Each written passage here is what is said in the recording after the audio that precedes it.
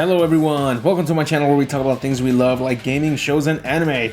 Dragon Ball Z may be one of my all-time favorite anime shows, but if the Gantz anime continued on just like the manga has, I can honestly say that this would be my favorite series of all time.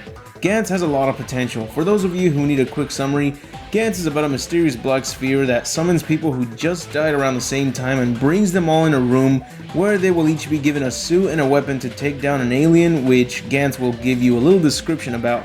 It's insane, it feels so real, the characters all act realistic. Heck, even the art makes the characters look realistic instead of giving them giant eyes and a dot for a nose like most anime shows. But anyways, let's begin with the list. Number 10.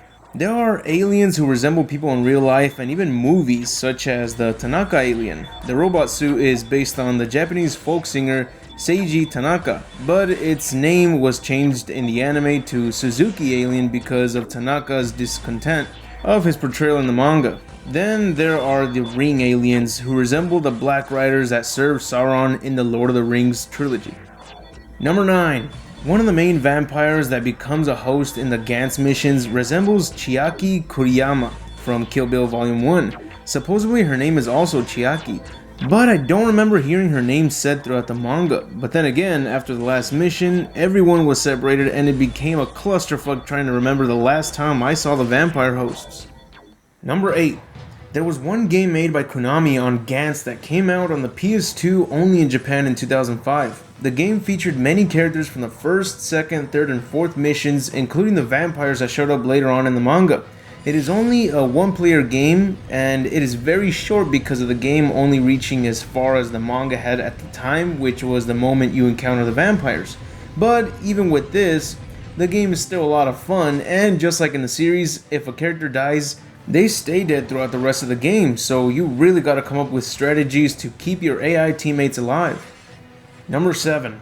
The game introduced a new alien mission, a bonus mission that you can unlock by beating the game with any other character besides Kei Kurono. They are known as the Neko Mimi aliens, and after unlocking it, you can find the mission under the extra option menu.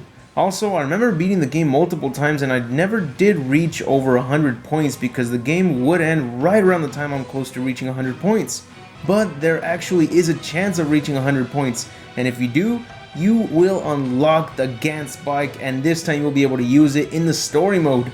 There is a mode that allows you to use the Gantz bike, but not in the story mode, so it's awesome to be able to actually use it in the story mode itself. Number 6. One last thing to note about the game is that there are multiple endings, but the fourth ending is considered a secret one. To get it, you must take care of your team as much as you can and act like a hero when talking to others.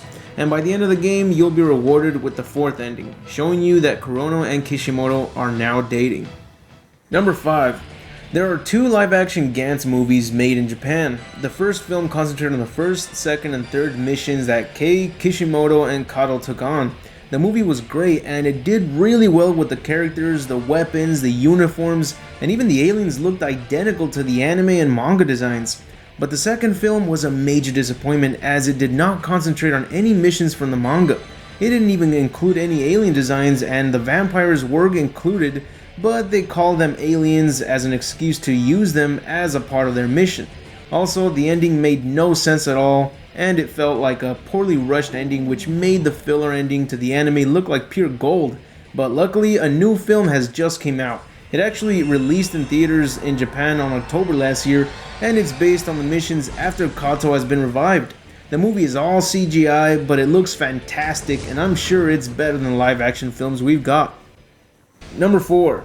In the third episode of Gantz, there is a reference to 2 characters from other animes. When Kei looks back at his days hanging out with Kato, Kato mentions that Kei is cooler than both Goku from Dragon Ball Z and Kenshiro from Hokuto no Ken. Number 3. I noticed that around the end of the manga series, a good amount of characters resembled celebrities, like the character Yazawa Toshio. He looks like George Clooney. One of the aliens from the final mission straight up looks like Danny Trejo, another one looks like Kimbo Slice, and then there's this guy who looks like Steve Buscemi in the American Gantz team. Number 2. There are characters introduced in the third mission that resemble characters from other franchises. Sei Sakura in the manga looks a little different from her appearance in the anime. In fact, in the manga she resembles Lara Croft from Tomb Raider. There's also another character that resembles a character from Fatal Fury, and that's the American karate practitioner who looks like Geese Howard. Then there's the sniper, Togo Juzo, who looks like Duke Togo from Golgo 13. Not only that, but his first name sounds the same as Duke's last name. Number 1.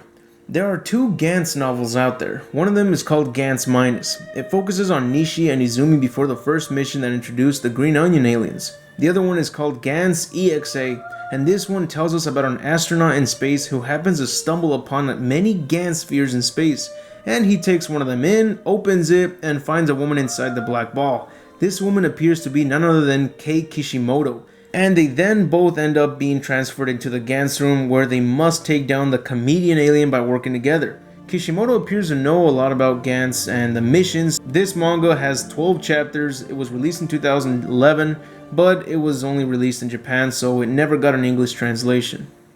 And with that said, that's it for the video. I hope you enjoyed it, and if so, please leave a like, share with others, and subscribe if you haven't. And don't forget to click on the little bell icon next to the subscribe button to notify you of every new video that gets uploaded to this channel. And if you'd like to support me on Patreon, check out the link on the description. And let me know in the comments which mission was your favorite of them all, in either the anime or the manga. Especially the manga, there's a lot of great moments. A lot of moments I want to talk about. Anyways, I'll see you all tomorrow, and remember to have an awesome day.